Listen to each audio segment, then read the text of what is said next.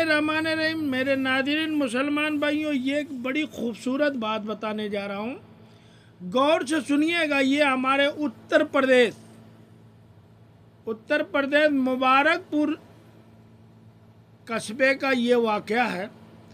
हमारे नबी करीम सल्लल्लाहु अलैहि वसल्लम से 1400 सदी के बाद उन्होंने कोई जवाब नहीं दिया था।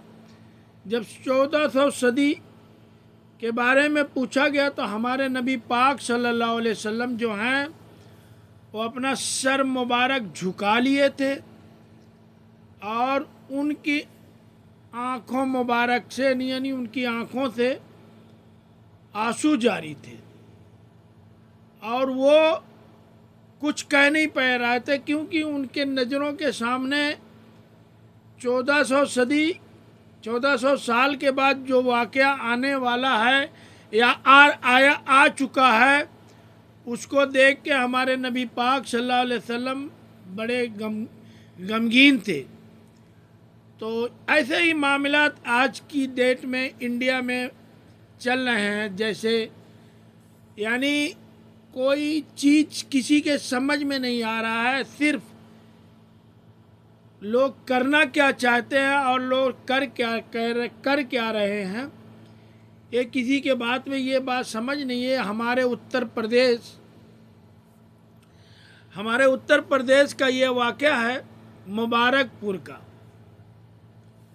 तो वहाँ एक खातून थी जिनका नाम रुबीना था। तो रुबीना जो है उनके वालिद वालिदैन ने उनकी शादी जो है एक मुबारकपुर के रहने वाले यासीन साहब से उनकी शादी करवा दी थी। यासीन साहब 2 भाई थे और सूत्रों के हिसाब से पता चला है कि यासीन साहब 2 भाई थे और दोनों भाई अलग अलग रहते थे, मगर उन दोनों भाई में कोई रंजिश का मामला था।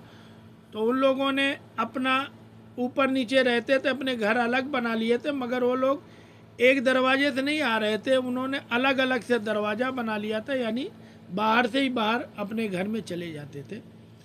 तो ये जो रुबीना थी उनका एक प्रेमी था जिसका नाम था सुरेश। कास्ट का हिंदू था और रुबीना मुसलमान थी।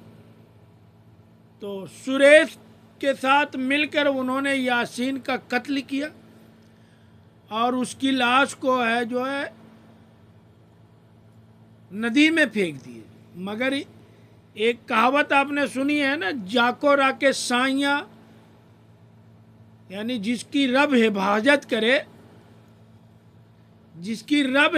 करे उसका कुछ नहीं होता, और जिसका पर्दाफाश होने पर है और जिसका पर्दाफाश होना रहे तो अल्लाह ताला एक न एक दिन उसको सामने लाता है। तो उनकी लाश जो है वो नदी में मिट्टी के अंदर चिपक गई या गड़ गई, जो भी हुआ उसमें मिट्टी जम गई और उस पर कुछ घास जम गई। और वो हमारे रब का कमाल देखिए कि वो लाश 3 महीने के बाद, ये 5 मार्च को उसका कत्ल किया गया था, 3 महीने बाद 19 तारीख 7वें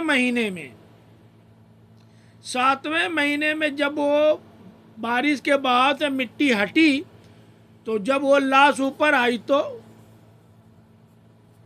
तब वो लोगों को बरामद हुई, तो उसकी शनाख्त की गई, तो पता चला कि ये मुबारकपुर के यासीन साहब हैं। तो ऐसे भाई भी दुनिया में मौजूद हैं जिनको अल्लाह का डर नहीं, अल्लाह की खौफ नहीं है, कि वो अपने भाई का पता भी नहीं चला कि एक भाई 3 महीने से लापता है, मगर भाई ने कभी पूछने की कोशिश नहीं की। तो किसी ने कहा था कि भाई से बड़ा दोस्त और भाई से बड़ा दुश्मन इस दुनिया में कोई नहीं है। तो मेरे दोस्तों, इस चीज़ को भी याद रखें। तो अभी उन लोगों की गिरफ्तारी हुई है और वो जेल जा चुके हैं। तो अब रुबीना जो थी मुसलमान थी और सुरेश हिंदू थे, तो रुबीना का दुनिया भी ख़राब हुई, आखिरत भी ख़राब हुई, वो अपने ईमान से भी ख़राब हो गई उनका ईमान भी गया, तो उनको मिला क्या, ये चीज़ तो मेरे समझ में नहीं आई। तो इस तरह के हालात आज की डेट में इंडिया के अंदर, राजस्थान में, जयपुर में, मेरठ में, आजमगढ़ में, मुबारकपुर के मैं चप्पे चप्पे को जानता हूँ और अच्छी तरह वाकिफ़ हूँ, मगर इन लड़के लड़कियों को हुआ क्या है कि उनको अपने कास्ट भी नहीं समझ में आ रहे हैं। तो अल्लाह हमें इन सब से बचने की तौफीक अता फरमाए। मेरे दोस्तों, पैसे देख के शादी ना करें, सूरत देख के शादी ना करें, कीरत देख के शादी करें। किसी गरीब की लड़की लाए, कीरत देख के शादी करें। इंशाअल्लाह ताला एक घटने से बचने की कोशिश करें। अल्लाह हमारी और आपकी हिफाजत करे, आमीन।